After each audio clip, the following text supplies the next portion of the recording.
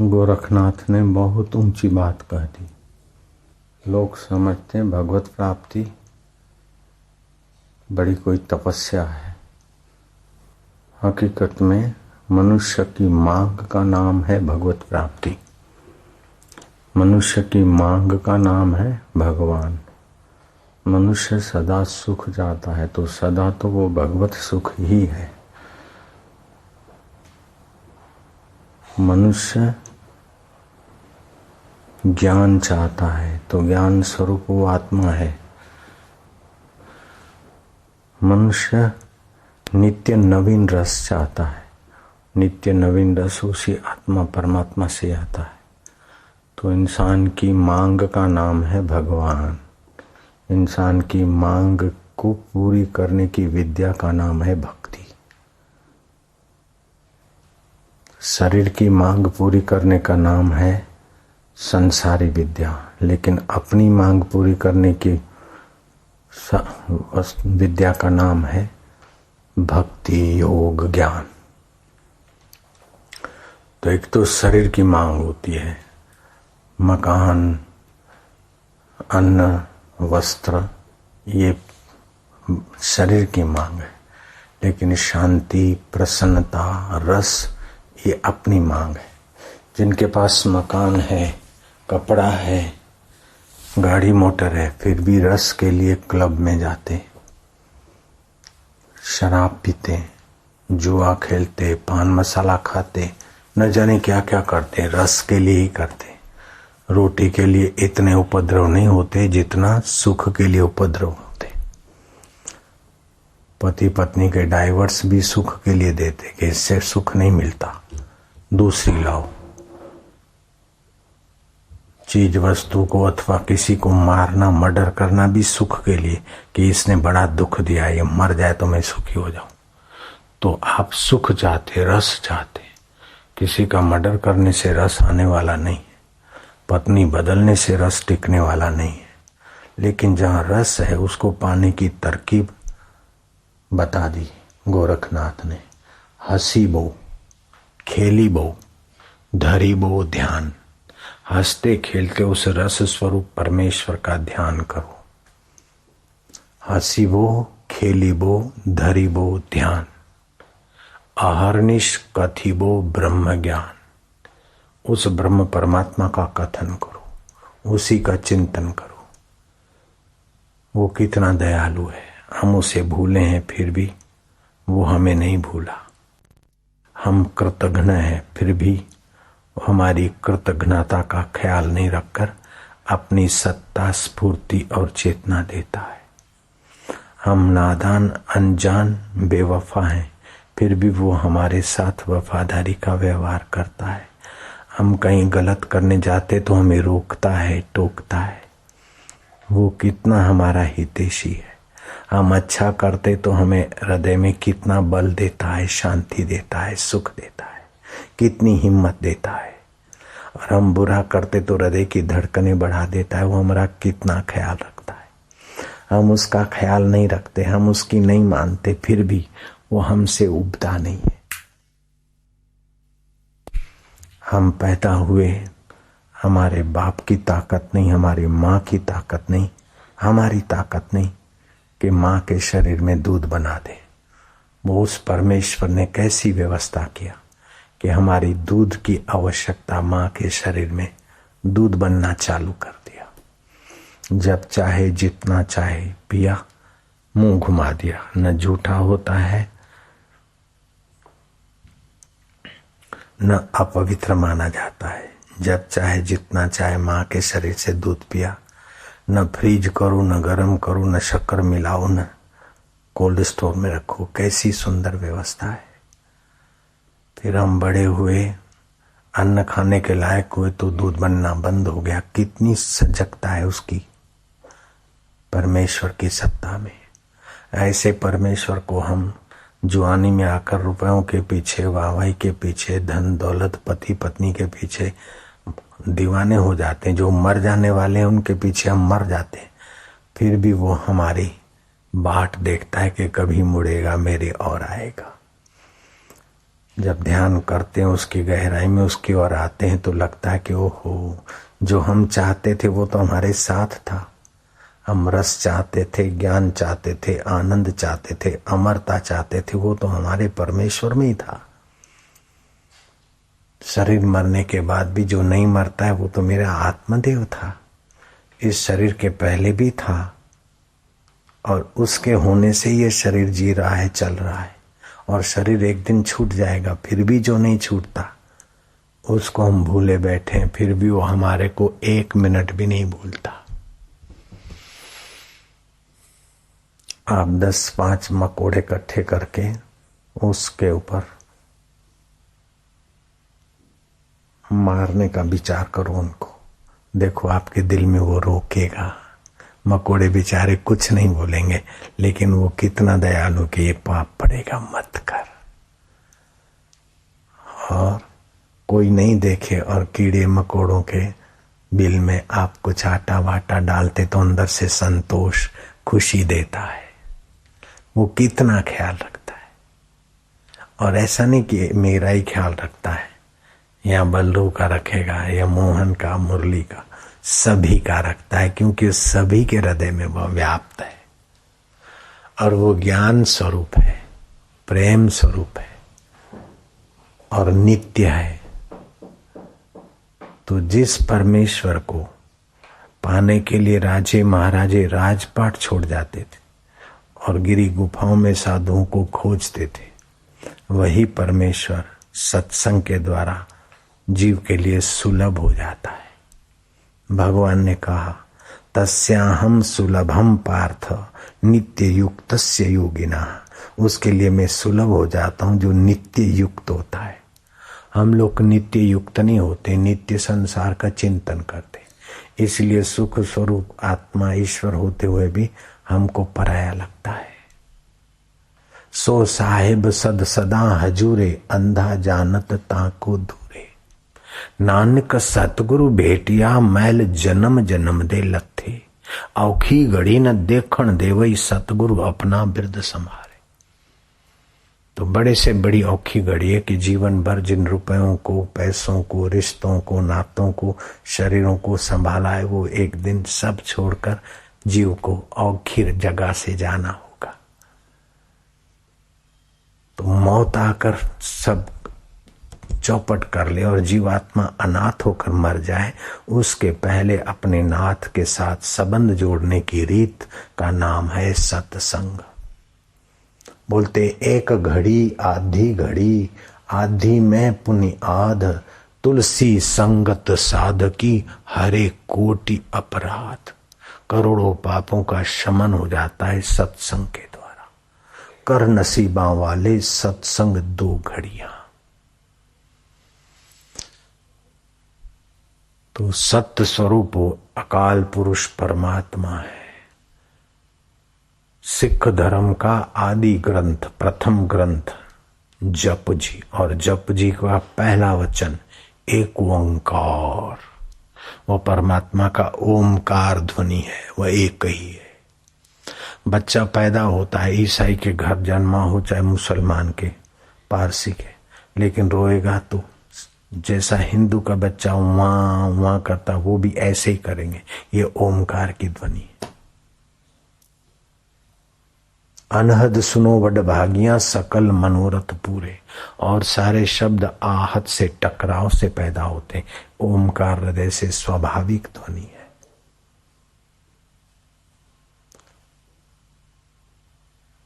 तो सुंदर तरीका है कि संसार में आप सुखी जीवन जिए, स्वस्थ जीवन जिए, सम्मानित जिए, और मरने के पहले अपने अमर आत्मा रब का रस पाले, ज्ञान पाले।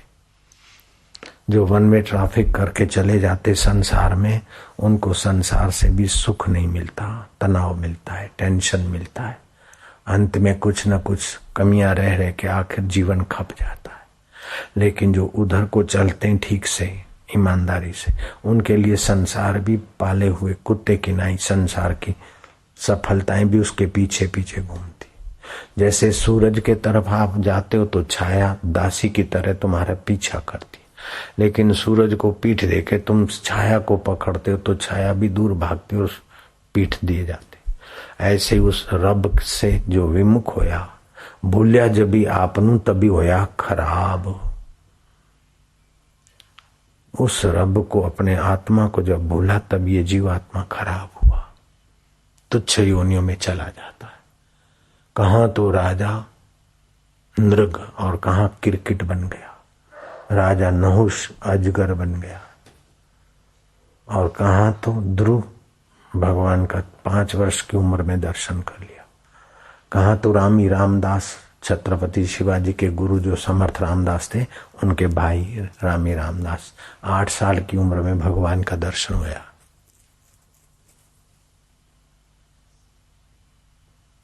तो मनुष्य शरीर भगवत सुख पाने के लिए, भगवत ज्ञान पाने के लिए, भगवत शांति पाने के लिए हैशो हैशो हैशो करके आखिर 5,000 करोड़ भी हो गए तो क्या झक मारा आपने? आखिर क्या छोड़ के तो मरा वो जीवित बेचारा। चाहे 500 करोड़ हो, चाहे 500 रुपए हो, आखिर तो छोड़ना ही है। कोई ज्यादा ढेर संभाल संभाल के टेंशन में जाए, कोई कम ढेर संभाले, आखिर तो छोड़ना है। जो नहीं छूटे वो उसका नाम है रब, उसका नाम है आत्मा, उसका नाम है परमेश्वर। तो उसको पाने का सुंदर तरीका है हसीबो खेलीबो धरीबो ध्यान, प्रीतिपूर्वक। तो वो तू कितना दयालु और मैं कितना भूलनहार, बशकणहारा बशक ले गुरु पार उतारणहार। तूने माँ के गर्भ से आते ही हमारे लिए दूध बनाया, न ठंडा हो तो वायु करे और ज्यादा गर्म हो तो मुंह जले, न ज्यादा गर्म न ज्यादा ठंडा, न ज्यादा मीठा न ज्यादा फीका, रब तेरी लीला न्यारी। मैं तो तेरे को भूला हूं लेकिन तू मेरा ध्यान रखता है प्रभु। मैं तो कृतघ्न हूं, गुण चोर हूं, लेकिन तू गुणों का भंडार और रहमत का दरिया है प्रभु। साधु संतों के हृदय में तू जैसे प्रकट होता है और सामर्थ्य देता है, वो तो साधु ही जाने, लेकिन हम भी तेरे ही हैं। मैं जैसा तैसा साधु तो नहीं हूं, गृहस्थी भी पक्का ईमानदार नहीं हूं, लेकिन तेरा हूं। चाहे मैं पापी हूं, चाहे माँ का बेटा कितना भी गंदा हो, मैला हो, मुटला हो, लेकिन माँ माँ करके पुकारता है तो माँ उसके ऐब नहीं देखती। ऐसे आप भगवान को पुकारो कि प्रभु मैं तेरा हूं, तू मेरे को सत बुद्धि दे। आज नहीं तो कल अंदर से प्रेरणा देगा, इससे भगवान की प्रीति बढ़ेगी। हंसते खेलते कभी उससे दिल लगे करो, कभी उसको पुकारो, कभी उसके नाम का जप करो, तो कभी उसके नाम में नाचो। नाचने से क्या होगा कि पंजों पर प्रेशर पड़ेगा, एक्यूप्रेशर हो जाएगा थोड़ा बहुत। कीर्तन से भगवत भाव उत्पन्न होगा, दोनों नथुनों की नाड़ियां चलेगी, सुषुम्ना का द्वार चलेगा, जिससे भक्ति में साधन में बरकत पड़ेगी। हसीबो खेलीबो धरीबो ध्यान, हंसते खेलते भगवत जप और ध्यान, और निष्कथिबो ब्रह्म ज्ञान। बार बार उस ब्रह्म परमात्मा का सुनो। जगत का सुनते झूठा संसार सुन सुन के सच्चा हो गया। फिल्म की प्लास्टिक की पट्टियां झूठी है, लेकिन देख देख के सच्चा लगता। रात को लोग सपने में अपने कपड़े फाड़ देसी, सपने में लवर लवरी का खेल करके अपनी कमर तोड़ प्रोग्राम कर देसी। वो झूठी पट्टियां देखी और बंदा सचमुच में खाली होया रात को। जब झूठी प्लास्टिक की पट्टियां सत्यानाश कर सकती है, तो सत्य स्वरूप भगवान की प्रीति जप ध्यान।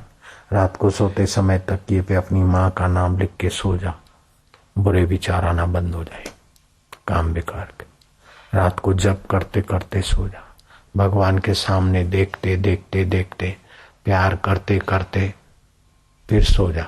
सपने में भगवान से बातचीत हो, सपने में हुई तो फिर जागृत में भी हो जाएगी, क्या फर्क पड़ता है। हम नर्मदा किनारे थे, सब कुछ फेंक के बैठ गए। जो लोग 302 करते हैं, मर्डर करते हैं, उनको भी रोटी मिलती है, तो हम तेरा भजन करे भिक्षा मांगे नहीं जाएंगे। तुझे गरज हो तो खिलाने आ, ऐसा दादागिरी करके बैठ गए थे हम। सोचा मैं न कहीं जाऊंगा, यहीं बैठ के अब खाऊंगा। जिसको गरज होगी वो आएगा, सृष्टिकर्ता खुद लाएगा। अब सृष्टिकर्ता का सामर्थ्य कहाँ, कितना सामर्थ्य, और हम कहाँ एक व्यक्ति, फिर भी वो कितना दयालु है। हमारी ऐसी अटखेलियां, एक बार नहीं 3-3 बार। वो कैसा दयालु है, कैसा ध्यान रखता है, कहीं भूखा न रह जाए, क्या क्या खेल करता है। कभी किसानों के द्वारा 2 किसान लेकर आए, खाओ। मैं कहा नहीं, हम नहीं जानते, तुमको ले जाओ। बोले हमको रात को सपना आया और ये जगह देखी हमने और हमको प्रेरणा हुई। तो कैसी प्रेरणा करता है कि यहाँ मेरा भक्त बैठा, जाओ ले जाओ दूध और फल। वो कैसा ख्याल रखता है। अभी भी आप लोगों में से कोई एकांत अपने पास कुछ न रखे, अकेले में जाके बैठ जाए अनजानी जगह, एक दिन बैठे, दूसरे दिन में तो उसकी नींद हराम हो जावे। इतना दयालु है, इतना ख्याल रखता। लेकिन आप ऐसा देखें उसकी नींद हराम होती कि नहीं होती, खिलाता कि नहीं खिलाता, संशय नहीं करो। खिलाए चाहे ना खिलाओ, मारो चाहे जिलाओ, लेकिन तेरे नाम पे बैठे, मांगेंगे नहीं कहीं से। देखो 3 दिन के अंदर तो उथल पाथल हो जाए। एक एक जीव का कितना ख्याल रखता है। ऐसे भगवान को हम भूले बैठे, कलजुगी जीव। फिर भी भगवान तू हमको नहीं भूला, तू कितना दयालु है। हम निगुण है लेकिन तू कितना गुणों का भंडार है। हम गुण चोर है लेकिन तू दयालु कितना है। मारा वालुड़ा, मारा इष्ट देव, मारा प्रभु। ऐसे करके भगवान को प्यार करते जाओ। कभी उसके लिए रुदन करो, कभी प्यार करो। एक महाराज थे, बोले महाराज भगवान के लिए रुदन नहीं होता है। पैसे के लिए तो रो लेंगे, नौकरी के लिए तो रो लेंगे, लेकिन भगवान के लिए रुदन रोना भी नहीं आता। तो बोले चलो अपन मिल के रोते। तो बोले महाराज आता ही नहीं। बोले झूठ मूठ में रो चलो। तो महाराज भी रोए और दूसरे लोग झूठ मूठ में रोए। अब झूठ मूठ में रोते रोते सचमुच रुदन आ गया, और रुदन के बाद ऐसा शांति, ऐसा आनंद, बोले ऐसा तो कभी हंसने में भी सुख नहीं मिला। तो भगवान के लिए रोने में जो आनंद आता है मैं जानता हूं, मैं रोया हूं। और संसारी हंसी में वो सुख नहीं। तो उसके लिए रोना भी सुखदायी है, हंसना भी सुखदायी है, उसका नाम लेना भी सुखदायी, उसके लिए बैठना भी सुखदायी, उसके नाते संतों से मिलना भी सुखदायी।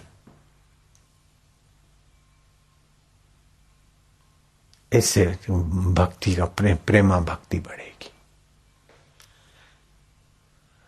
अंदर का रस आएगा, ऐब छूट जाएंगे, चिंताएं छूट जाएगी। जो लोग भोजन करके दिन को नींद करते हैं उनके शरीर में भोजन का रस त्रिदोष बन जाता है, व्यर्थ का फैटीनेस बढ़ जाएगा। जो रात को देर से भोजन करते हैं उनकी आयुष्य क्षीण हो जाती है और व्यर्थ का फैटीनेस बढ़ेगा। अपचा अन्न फैट बढ़ा देगा। जो सुबह नाश्ता करते, फिर दोपहर को भोजन करते, फिर रात को देर से भोजन करते, समझो उनके श्वासोश्वास भोजन पचाने में और बाकी का व्यर्थ का अननेसेसरी लोड लेके उसको निकालने में लग जाती उम्र। इसलिए भोजन थोड़ा कम खाना चाहिए। भोजन के बीच बीच थोड़ा पानी पीना चाहिए। जलम पिबेत महुर महुर, बीच बीच में पानी पिए तो भोजन सुपाच्य होगा। और फैट कंट्रोल करने के लिए सरल उपाय है। सुबह खड़े हो गए, फिर खूब श्वास भरा, खूब पेट अंदर रखा और फिर जोर से श्वास छोड़ा। ऐसा 25 बार करो, फैट कंट्रोल हो जाएगा। तुलसी के 5-7 पत्ते खाओ, शरीर की बीमारियों के कणों को बाहर फेंक देगा।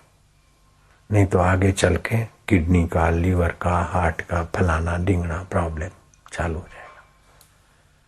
अपनी गोझरण वट्टी है औषधि, 2 गोली सुबह ले लिया गुनगुने पानी से। कैसा भी फैटी आदमी हो, स्वास्थ्य बढ़िया हो जाएगा।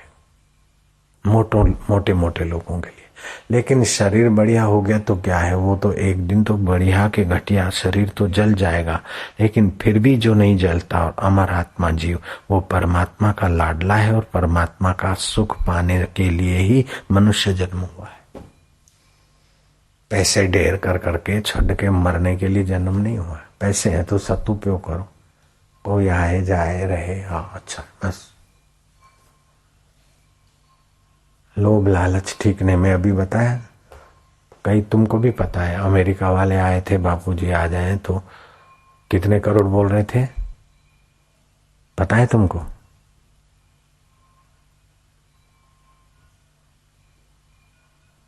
$25 मिलियन, माना 100 करोड़ से भी ज्यादा होता है कि नहीं होता? तो पति पत्नी डॉक्टर हैं, अब वो सोनी में देखते हैं, आपका सत्संग सुनते हैं, एशियन टीवी वहां चलती है अमेरिका। बापूजी एक बार आ जाए तो बापूजी को समर्पित करके हम आएंगे। हम क्या, अब तो हम आएंगे नहीं। वो उधर अमेरिका की जमीन संभालने जाओ, वो संभालो, यही नहीं, यही हम हमारा नहीं, हमने सब ट्रस्ट व्रस्ट करके निष्फिक्र होना चाहते, हो गए काफी, तो सारा ट्रस्ट में ही है, तो फिर दूसरा लोग कहाँ तक उठाओ। मैं कहा अब तो नहीं आऊंगा, तो नहीं गया अमेरिका। फिर की करना है, क्या करिए क्या जोड़िए, थोड़े जीवन काज, ये जो है वो भी छट जाना है, ये भी छोड़ के जाना है। तो जो सो साहेब सद सदा, जो पहले था अभी है और बाद में रहेगा, उसका ज्ञान पालो, उसकी प्रीति पालो, उसका रस पालो, बस। तो बस भगवान में, मां में, ईश्वर में प्रीति हो जाए बस। अब छोटा सा एक जॉक्स है। एक चेले ने गुरु की सेवा किया, चेले ने गुरु की सेवा किया, तो सेवा से गुरु ने बोला बेटा क्या चाहिए? बोले गुरुजी मेरे को कुंभ का दर्शन करना है, घूमने जाना है। बोले अच्छा जाओ घूम के आओ। और गुरुजी मेरे को खर्चा पानी। गुरु सिद्ध थे, एक कागज पर गुरु ने एकड़ा कर दिया कि जहां भी जाएगा रोज का 1 रुपया मिल जाएगा। वो जमाने में 1 रुपया बहुत होता था, अभी भी 1 रुपया चांदी का मिल जाए समझो 70 रुपया हो गया। तो 1 रुपया महीने के 30 करीब मिलने लगे। वो घूमता घामता कुंभ मेले के बाद कोई संत पुरुष के पास गया। संत ने पूछा कैसे? बोले मैं फलाने गुरुजी का सेवा किया और गुरुजी ने एकड़ा कर दिया है, तो लगभग रोज का 1 रुपया मिल ही जाता है। कभी कोई 5 रुपया देता है, 5 दिन में हो जाता है, तो कभी 10 मिल जाता है, कभी 2 मिल जाता है, लेकिन सरेराह से एक एकड़ा तो पूरा होता है। लेकिन आप तो महापुरुष हैं और आजकल महंगाई है, जरा आप भी थोड़ी कृपा करो। तो महाराज ने कहा अच्छा लाओ तो मैं मिंडा कर देता हूं। तो अब तो बंदे को 10 रुपये मिलने लग गए, और खाए पिए कुछ दान गुण करे, लेकिन लोभ बढ़ गया। फिर तीसरे महात्मा के पास गया। महात्मा ने कहा कैसे? बोले हमारे गुरुजी ने एकड़ा कर दिया, दूसरे एक संत पुरुष ने उसने मिंडा कर दिया, अब 10 रुपये मिलते हैं। लेकिन बाबा आप भी दयालु हैं, आप थोड़ा है। बाबा ने कहा अच्छा लाओ हम भी कर देते। अब तो उसको 100 रुपया मिलने लग गया।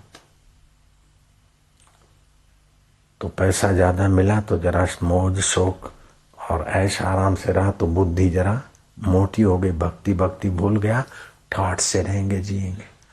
फिर ऐसी बुद्धि के गुरु के पास इतना दिन रहा तो खाली 1 रुपया, और इनको जरा सा मस्का मारा तो अब 100 रुपया मिलता है। जाओ गुरु के नाम से तो हमने 50-60 रुपये लिए होंगे, गुरु को 500 रुपया पकड़ा के उनके मेहरबानी से क्यों दबे रहना। तो गुरुजी તમે એકડો કરી આલે તો મને લગભગ 40-50 દિવસ સુધી 1-1 રૂપિયો મેં લીધો, તો આ તમારો બદલો હું પાછો વાળું છું, 200 रुपया 500 रुपया લઈ लो। तो 500 रुपया तो अब तो 3000 महीने के आते थे। तो 500 रुपया गुरु के यहाँ धर दिया, जरा वट मारने लगा। गुरुजी ने कहा ये कैसे आ गए? बोले ऐसे ऐसे मिंडी करवाए। गुरुजी ने कहा ठीक है, वो कागज लाना। वो कागज लाए तो गुरुजी ने उस एकड़े पर जरा चौकड़ी मार दी। गुरु के जा बेटा मींडा उघराव तो पर आवे तो एकड़ो जतो रहे जा तू जहां जीस त्या मिंडा मिंडा मरस। वो एक का चल गया, अब तो क्या मिलेगा? मिंडिया मिंडिया वो घोट के पिया कर।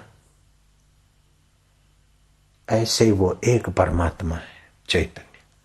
ये आंखों के दो मिंडियां उसी की सत्ता से देखती है। और नाक दे जो दो बे भूंगड़ा नाकना एनी सत्ता से श्वास ले છે। આ કાનના બે ભૂંગળા એની સત્તાથી આ બે મીંડા કામ આપે છે।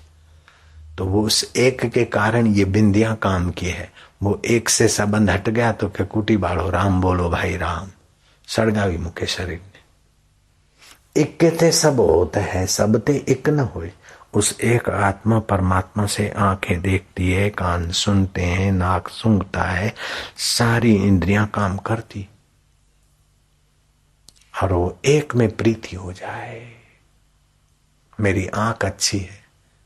अरे वो जा रही थी दुल्हन, थोड़े महीने हो गए थे शादी के, बोले मेरा यार मेरा पति कैसा है, ऐसा है, मेरे को नथनी ला दी है, ऐसा करके वो अपने पति के बखान कर रहे थे। कबीर जी पीछे पीछे जा रहे थे। कबीर जी ने कहा हद हो गई। नथनी दीनी यार ने सुमृति बारंबार, नाक दीना करतार ने ताको दिया बिसार। और जिस यार ने नथनी दी उसके तो गीत गा रही है, और जिस करतार ने नक दिया तेनू नक नहीं होता तो नथनी किथे पैर दी तू छोरी। नथनी दीनी यार ने सुमृति बारंबार, नाक दिया करतार ने ताको दिया बिसार। भगवान ने नाक ना हाल्यो तो तारी नाथड़ी क्या પહેરી હોત। આવું છે ને તેવું છે, નાથણીનું ચિંતન કરે પણ કરતારનું ચિંતન કર્યો તો ભાઈ તારું તો ભલું થઈ ગયું હોત અને તારા દર્શન કરનારનું ભલું થયું હોત। नथनी दीनी यार ने सुमृति बारंबार, नाक दिया करतार ने ताको दिया बिसार। तो ये ईश्वर की स्मृति बढ़ाना है आपको, हमको, सबको। ओम शांति नारायण। ईश्वर का ज्ञान देने वाले गुरुओं के पास जाना चाहिए। ईश्वर से सीधा नाता जोड़ के देने वाले संतों का संपर्क करना चाहिए, तो बहुत कुछ मिलता है। बड़े भारी विद्वान थे निमाई पंडित। निमाई पंडित की विद्वता के आगे बड़े बड़े विद्वानों ने घुटने टेक दिए। फिर भी निमाई पंडित को कुछ पाना, कुछ करना, कुछ जानना बाकी ही था। बिनु रघुवीर पद जिय की जरनी न जाई। भगवत रस के बिना जीवात्मा की तपन और भाग नहीं मिटती। संसार तापे तपता नाम योगो परम औषधः, नारद जी ने कहा। संसार के ताप में तपे हुए जीव के लिए भगवत योग ही परम औषध है।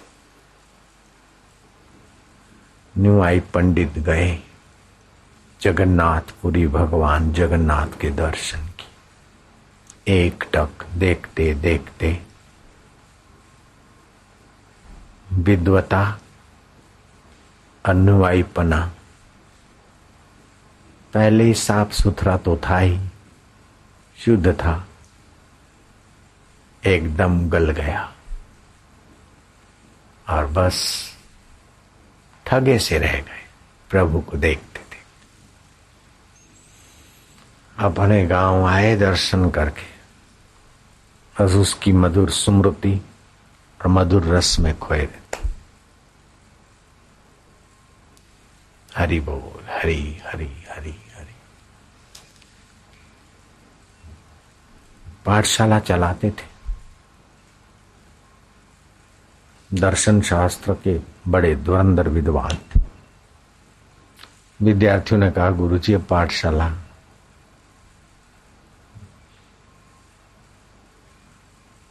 में हम आए और आप पढ़ाइए। बोले अब किसी और पाठशाला में चले जाओ। बोले तुम्हारे जैसा प्रेम पूर्वक पढ़ाने वाला हमें कहाँ मिलेगा।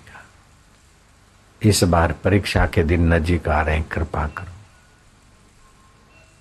हमारी पढ़ाई पूर्ण हो जाए। न्याय शास्त्र आप सरिका और विद्वान कौन पढ़ाएगा। बड़ा आग्रह किया छात्रों ने, बोले चलो पाठ लगा देते हैं। बोले शरीर का सार इंद्रियां है, इंद्रियों का सार मन है, मन का सार मति है, मति का सार चैतन्य चिदावली, चिदावली का सार चैतन्य। ये जानना न्याय है, बाकी सब अन्याय है। पृथ्वी का आधार जल है, जल का आधार तेज है, तेज का आधार वायु, वायु का आधार आकाश है, आकाश का आधार महतत्व है, महतत्व का आधार प्रकृति, प्रकृति का आधार वह रोम रोम में रमा हुआ तुम्हारा चैतन्य परमात्मा है। इसको जानना न्याय है, बाकी सब अन्याय है।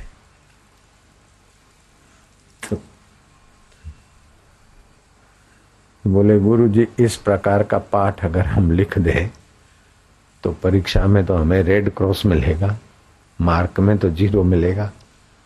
बोले इस मोह माया में न पास हो जाओगे लेकिन प्रभु की दुनिया में पास हो जाओगे, इससे ज्यादा हम नहीं जानते। हरि हरि हरि खो गए, बस खो गए और हरिमय हो गए। कई विद्वान पहले भी हो गए और बाद में भी हुए, लेकिन इस महापुरुष ने विद्या का फल पा लिया, भगवत रस, भगवत माधुर्य, भगवत सुख।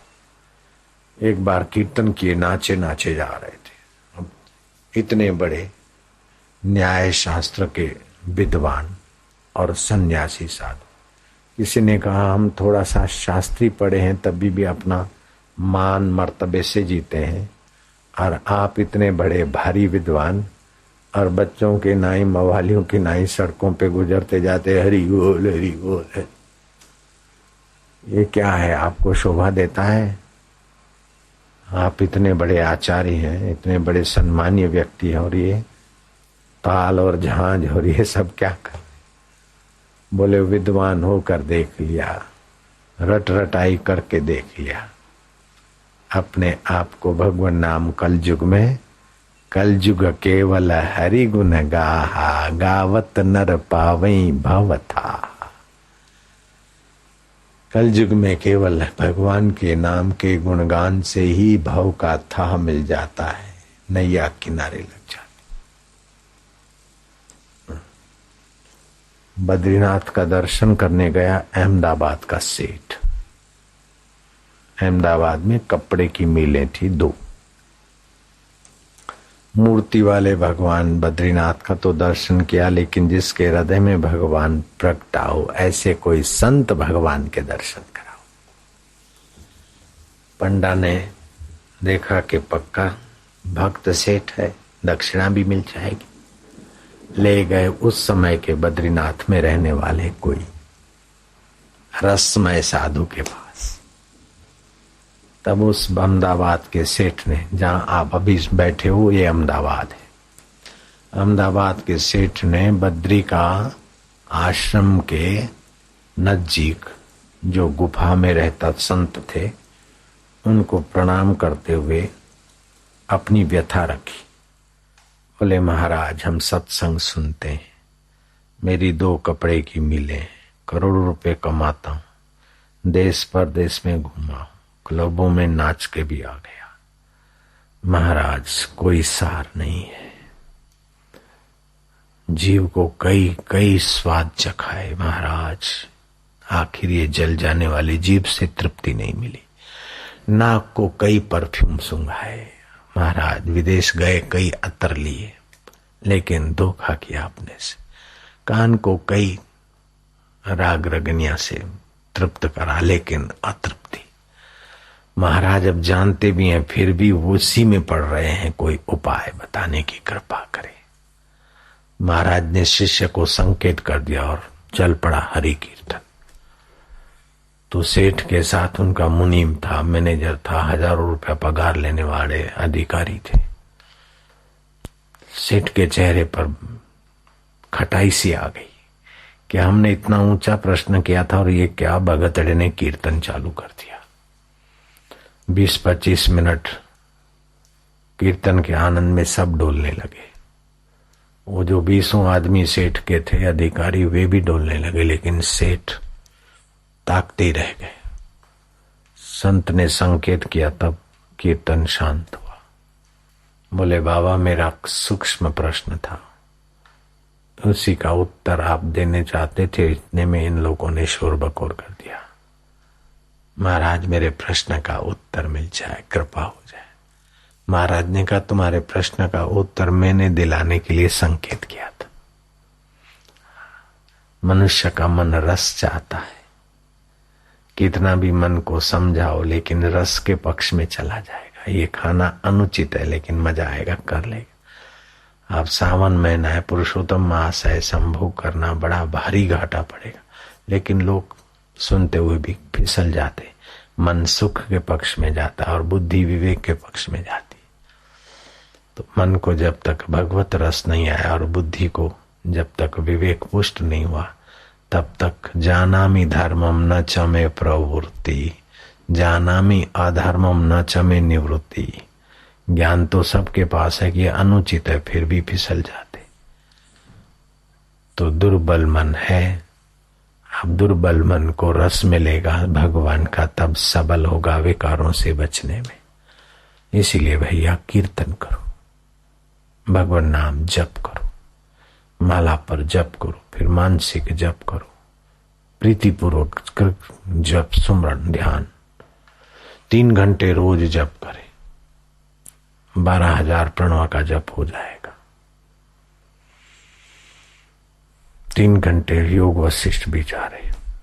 3 घंटे मैं बोलता हूं, योग वशिष्ठ में लिखा है 1 पहर बराबर 3 घंटे होते। 1 पहर साधु की सेवा, आत्मज्ञानी महापुरुष की सेवा, 1 पहर। 1 पहर सेवा का मतलब ये नहीं कि तुम पैर चंपी करने की कोई कल्पना करो, ना ना। आज्ञा सम नहीं साहिब सेवा। 1 पहर साधु सेवा, 1 पहर जप, 1 पहर भगवत ध्यान और 1 पहर शास्त्र विचार। अगर इसी जन्म में, इसी वर्ष में ईश्वर प्राप्ति करनी है तो ये साधन है। और नीच कर्मों का त्याग, झूठ कपट नीच कर्मों का त्याग, बस ईश्वर प्राप्ति। जब ईश्वर प्राप्ति हो गई तो बाकी क्या बचा। उसने सारे तीर्थों में नहा लिया, सारे यज्ञ कर लिए, सारे तप कर लिए, सारे पितरों का तर्पण कर दिया। स्नातम तेन सर्व तीर्थम, दातम तेन सर्वदानम, कृतम तेन सर्व यज्ञम, ये न क्षणम मन ब्रह्म विचारे स्थिरम कृत्वा। एक क्षण के लिए भी ब्रह्म परमात्मा हो तो एक क्षण काय को, एक क्षण का स्वाद भी मिल जाए ब्रह्म सुख का तो फिर बार बार स्थिति करेगा। पान मसाले का स्वाद बार बार तबाही कर देता है, तो भगवत सुख बार बार आबादी कर दे तो क्या आश्चर्य। बस जगत का सुख कुछ माना नहीं रखता, परमात्मा सुख मिल जाए। जगत का ज्ञान कोई माना नहीं रखता, परमात्मा तत्व का ज्ञान मिल जाए। जगत के मित्र क्या मदद करेंगे जब सुहृद परम मित्र की मदद का द्वार खुल जाए। ओम ओम नारायण नारायण नारायण। ध्यान मूलम गुरु मूर्ति, ध्यान मूलम गुरु मूर्ति, पूजा मूलम गुरु पदम, मंत्र मूलम गुरु वाक्यम। सारे मंत्रों का मूल है गुरु। गुरु माना जो लघु जीवन से ऊपर उठे हो। शरीर में जीना, शरीर को मैं मानना, ये लघु जीवन है। और आत्मा में जीना और आत्मा को मैं जानना, ये गुरु जीवन है। तो मंत्र मूलम गुरु वाक्यम, ध्यान मूलम गुरु मूर्ति, पूजा मूलम गुरु पदम, मंत्र मूलम गुरु वाक्यम, मोक्ष मूलम गुरु कृपा। संसार के बंधनों से पार होना हो तो आत्म परमात्मा को पाए हुए गुरुओं की कृपा से ही मुक्ति मिलती। समर्थ रामदास ने कहा कि अपना उद्धार करने वाले को अद्वैत वेदांत का ग्रंथ विचारना चाहिए। अद्वैत माना क्या? दो अलग अलग अलग दिखता है, फिर भी अलग अलग दिखने की सत्ता उस एक से आती है। जैसे चंद्रमा एक है, घड़े अनेक हैं, थालियां अनेक, पोखरे, झरने, तालाब, नदियां अनेक, और उन अनेक में चंद्रमा भी अनेक दिखता है, फिर भी एक है। ऐसे मनुष्य अनेक, पशु अनेक, पक्षी अनेक, जलचर अनेक, थलचर अनेक, खेचर अनेक, आकाश में उड़ने वाले, लेकिन उनमें सब में सत्ता उस एक परमेश्वर की। जिसकी सत्ता से मेरी आंख देखती है, उसी परमात्मा की सत्ता से तोते की आंख देखती है, और तोती की आंख भी उसी सत्ता से देखती है, चिड़िया की आंख भी उसी सत्ता से देखती है। जिस सत्ता से प्रधानमंत्री की आंख देखती है, उसी सत्ता से चिड़िया की आंख देखती है। तो तत्व रूप से प्रधानमंत्री का शरीर और चिड़िया का शरीर अलग दिखता है, लेकिन तत्व रूप से एक है। बापू का शरीर, चिड़िया का शरीर अलग दिखेगा, लेकिन तत्व रूप से उन शरीरों में एक अद्वितीय, द्वैत नहीं है। तो एक परमात्मा है। रूपम रूपम प्रतिरूपम बहुवा, उसी परमात्मा के अनेक अनेक अनेक रूप बने। जैसे एक ही चैतन्य आत्मा है ना, रात को सपने में अनेक रूप दिखते हैं। रेलगाड़ी भी उसी चैतन्य की सत्ता से, और महाराज सपने के लोग भी उसी एक चेतन से, और उसमें अच्छे लोग, बुरे लोग, मुंबई नो हलवो लई ले, नडियादना घोटाले, अजमेर का दूध पी ले, आवोगी रबड़ी बुड़ी हाले, ये सारे फेरी वाले भी उसी चैतन्य एक से पैदा होते, और फेरी वालों की वस्तु देख के मुंह में पानी लाने वाले भी अनेक, लेकिन मुंह में पानी आता है स्वप्न में, वो सत्ता है एक।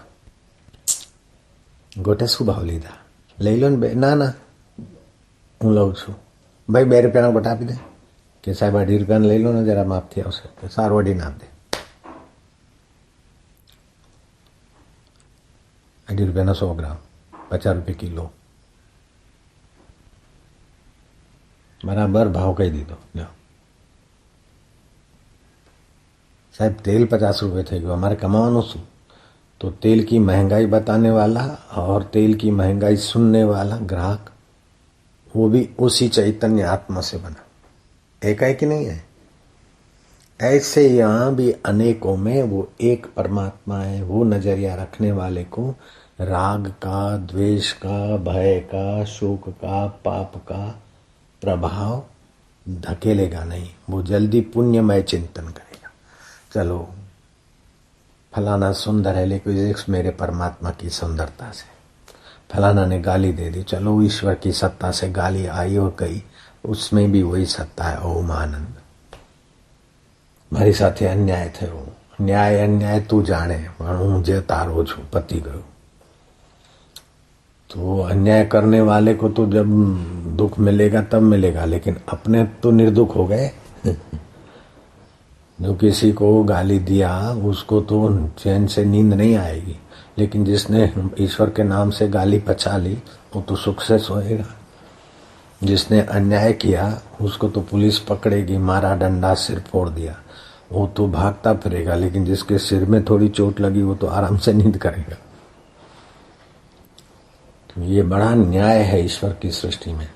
अन्याय करने वाले को भय और बेचैनी मिलती है, लेकिन ईश्वर में विश्रांति पाने वाले को निर्भयता और शांति मिलती है।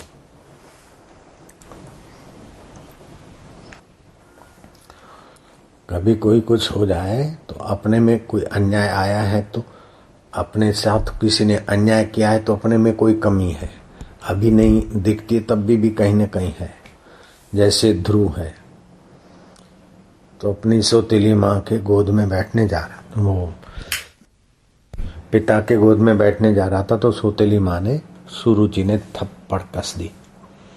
अब 5 साल का ध्रुव पिता की गोद में एक भाई बैठा है, तो मैं भी आऊं, तो स्वाभाविक था। लेकिन सौतेली माँ ने, उत्तम की माँ ने ध्रुव को एक तमाचा कस दिया। तो ये तो अन्याय दिखता है। ध्रुव रोता हुआ सगी माँ के पास गया। माँ माँ, उत्तम की माँ ने मेरे को तमाचा मार दिया है। बोले तू मेरे कुख से पैदा हो तब पिता की गोद में बैठ। तो ध्रुव की माँ सुमति थी, उत्तम की माँ सुरुचि थी। जिसकी संसार में सुरुचि है वे लोग दुखी होते हैं, लेकिन जिसकी सुमति होती है वो फरियाद नहीं करते हैं, वाह साईं वाह, धन्यवाद, ऐसा करके अपना जीवन ऊंचा करते हैं। तो वो सुमति कहती है कि बेटा अपनी तपस्या नहीं है, अपनी पुण्यों की कमी है, इसलिए तमाचा लगा। अपने में कोई न कोई गलती या कोई न कोई पाप का फल है, आया है, इसलिए अपने को कष्ट मिला है। तो माँ ये कैसे मिटे? बोले बेटा तपस्या करने से। माँ ऐसे नहीं बोलती कि सौतेली माँ का चोटी काट दो, सौतेली माँ ऐसी है फलानी है, फरियाद नहीं करती। ध्रुव की माँ फरियाद करती है। अपने बेटे को तमाचा लगता है, उसी निर्दोष बेटे को कहती है कि बेटा अपनी तपस्या की कमी, अपने जीवन में भक्ति का धन नहीं है, अपन निर्धन है, इसलिए अपने को दुख भोगना पड़ता है। जो भगवान की भक्ति के धन से संपन्न है उसको बाहर का दुख आवे तो भी दुखी नहीं होता। भगवान की भक्ति का धन जिसके जीवन में है उसको बीमारी उतना दुख नहीं दे सकती। तो ध्रुव को तमाचा मारा ओरमण माँ ने, सौतेली माँ ने, और सगी माँ के पास ध्रुव जाकर बोलता है कि माँ ने तमाचा मारा। तो बोले बेटा अपनी तपस्या भक्ति की कमी है, इसीलिए दुख आया है, अब तुम भक्ति कर। माँ भक्ति कैसे करें? बोले गुरु बताएंगे, भगवान के नाम का मंत्र देंगे। माँ गुरु कहाँ मिलेंगे? बोले एकांत में रहते हैं ऋषि मुनि संत। अच्छा अभी तो तू छोटा है बेटा, सो जा। माँ सहलाते हुए, उसके सिर के बाल सहलाती हुई उसको सुलाने जा रही। वो सुलाने वाली खुद तो सो गई और ध्रुव धीरे से टपक टपक टपक टपक दबे पैर घर से निकला, जंगल की तरफ भागा। भागते भागते जब प्रभात हुई चांदनी रात में, तब देव ऋषि नारद मिले और ध्रुव को मंत्र मिला, ओम नमो भगवते वासुदेवाय। ओम माना सब में वो एक जो चैतन्य आत्मा है, नमो उसको मैं नमन करता हूँ। भगवते जिसी की सत्ता से ये भगवान के अवतार होते, वासुदेव माना जो अभी भी सब में बस रहा है। बस ये मंत्र मिल गया, अर्थ मिल गया, सूझबूझ मिल गई। जाओ बेटा मधुवन में जाकर जप करो, ध्यान करो। मधुवन में एकांत में ध्रुव ने जप और ध्यान किया तो पुण्य बढ़ गया, देवता लोग आए।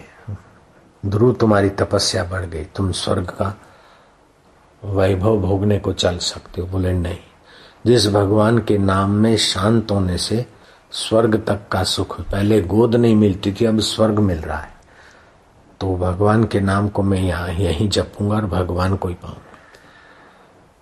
फिर राक्षसों ने डरावने रूप दिखाए, लेकिन ध्रुव को पता था कि राक्षसों में और देवताओं में ओम नमो भगवते वासुदेवाय, देवताओं में राक्षसों में वही भगवान वासुदेव।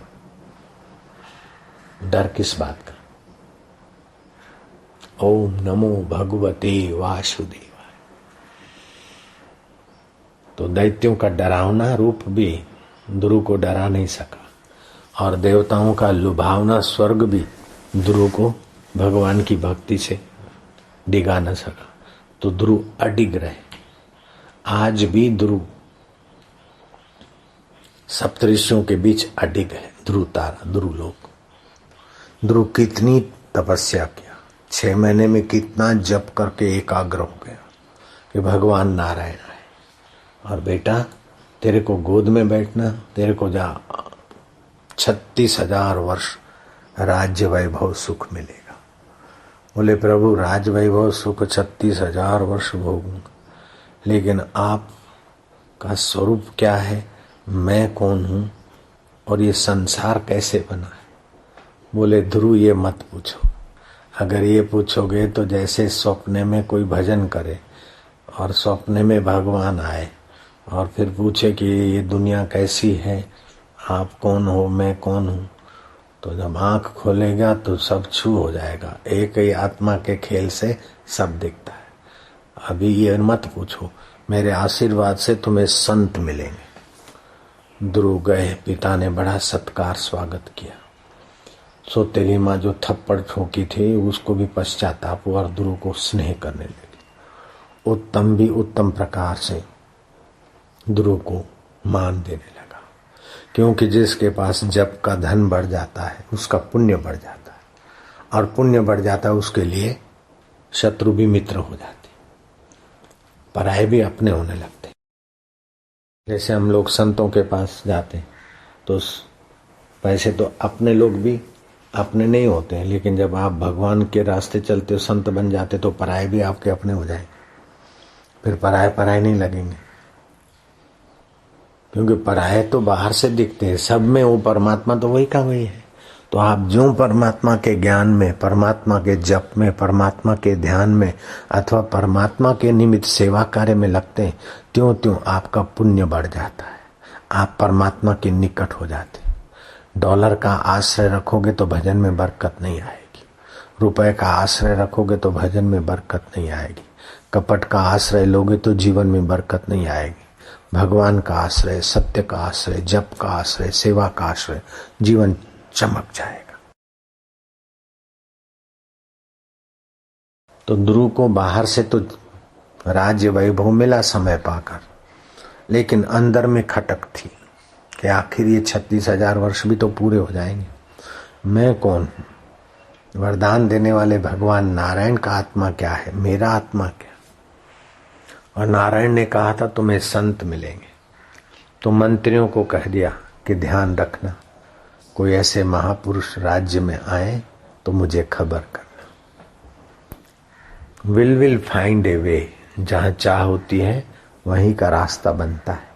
जैसे पुण्य चाह हुई तो सत्संग में आने का रास्ता बन गया, अगर पाप की चाह होती तो शराब कबाब की दुकान पे जाते, ऐसी गली गुंचियों में जाते, अंडे की लारी पे खड़े हो जाते। पाप वासना होती तो वहां खड़ा कर देगी, पुण्य वासना है तो ऊंची जगह पे ले जाएगी। तो ध्रुव को संत मिलने की इच्छा होती, संतों से मिले। भक्ति का पहला स्टेज है प्रथमा भक्ति संतन का संगा। फाउंडेशन मजबूत करना है तो संतों का संग। दूसरा रति मम कथा प्रसंगा, भक्ति का दूसरा स्टेप है भगवत कथा सुनना। तीसरा भक्ति अमान, मान न चाहे, सेवा तो करे लेकिन पद न चाहे, मान न चाहे। मान पुड़ी है जहर की खाए सो मर जाए, चाह उसी की राखता वो भी अति दुख पाए। फिर चौथी भक्ति है छल छोड़ के भगवान के गुणगान करे। और पंचम भक्ति है मंत्र जाप मम दृढ़ विश्वासा, पंचम भक्ति है वेद प्रकाश। मंत्र जाप करे, दृढ़ विश्वास है कि मैं भगवान का जप कर रहा हूं, भगवान देख रहे, मेरे जप व्यर्थ नहीं जाएंगे, मैं भगवान की कृपा से ही भगवान के नाम का जप कर रहा हूं। मंत्र जाप मम दृढ़ विश्वास, पंचम भक्ति य वेद प्रकाश। ઓમ ઓમ હું ઉચ્ચારું છું જે મારો ભગવાન ઉચ્ચારણની સત્તા આપે છે ને ભગવાન જોઈ રહ્યો છે। મંદવાર છે તો શરીરને છે, ચિંતા છે તો મનને છે। ઓમ ઓમ ઓમ હું તારો ને તું મારો, मैं तेरा तू मेरा प्रभु, बिन फेरे हम तेरे। षष्टम छठी भक्ति मौसम संत देखें, मुंह से अधिक संत कर ले, मौसम जग देखें, सारा जगत मेरे सम, मेरा ही लीला है। जैसे आत्मा की लीला स्वप्ने का दुनिया है, ऐसे परमात्मा की लीला ये जगत की दुनिया है। मौसम जग देखें, मोते अधिक संत कर देखें। मैं तो आम का वृक्ष हूं और संत तो आम का फल है। वृक्ष को चाटो चखो तो इतना स्वाद नहीं आएगा जितना मीठी केरी आम में स्वाद आएगा। ऐसे ही मेरे मंदिर में मेरी मूर्ति को देखो, ठीक है, लेकिन मैं जिन संतों के हृदय में प्रकट होकर बोलता हूँ उन संतों से तो ज्ञान भी मिलेगा, शांति भी मिलेगी, प्रेरणा भी मिलेगी और जीवन में रस भी आएगा। मौसम जग देखई मोते अधिक संत करि लेखई। उमा संत समागम सम और न लाभ कछुआन, बिनु हरि कृपा उपजे नहीं गावई वेद पुराण। ऐसा नहीं कहा कि उमा डॉलर समागम सम, रुपया समागम सम, लगन समागम सम, बहुमान समारंभ समागम सम, नहीं, उमा संत समागम सम और न लाभ कछुआन। संत का सानिध्य, संत का सत्संग इतना लाभ करता है कि उसके सामने शिव जी बोलते हैं दुनिया का या स्वर्ग का या दूसरा कोई लाभ नहीं। कबीर जी कहते राम परवाना भेजिया वाचत कबीरा रोए। क्या करूं तुम्हारी वैकुंठ को जहां साध संगत नहीं हुए। भगवान ने आमंत्रण भेजा कि अब समय हो गया संत प्रवर, अब आओ वैकुंठ के द्वार तुम्हारे लिए खुले। कबीर जी की आंखों में आंसू आ गया। वैकुंठ है तो संसार से तो बढ़िया चीज और भगवान खुद बुला रहे, फिर भी वहां सत्संग नहीं होता है। राम परवाना भेजिया वाचत कबीरा रोए। क्या करूं तुम्हारी वैकुंठ को जहां साध संगत नहीं हो। तो सत्संग की कितनी बड़ी महिमा है। तात स्वर्ग अपवर्ग सुख धरिए तुला एक अंग, तुली न पहुंचे सकल मिले जो सुख लऊ सत्संग। तो सत्य स्वरूप परमात्मा का संग कराने की चर्चा सत्संग। रूपम रूपम प्रतिरूपम बभुआ। ये अनेक रूपों में तू एक का एक, कान अनेक सुनने की सत्ता एक, आंखों के आगे रूप अनेक लेकिन देखने की सत्ता एक, जीभ के ऊपर स्वाद अनेक लेकिन स्वाद का ज्ञाता एक, मन में संकल्प और विकल्प अनेक लेकिन संकल्प विकल्प को देखने वाला आत्मा एक, बुद्धि में निर्णय कितने ही आ गए जीवन भर में अनेक, लेकिन बुद्धि के निर्णयों को जानने वाला एक।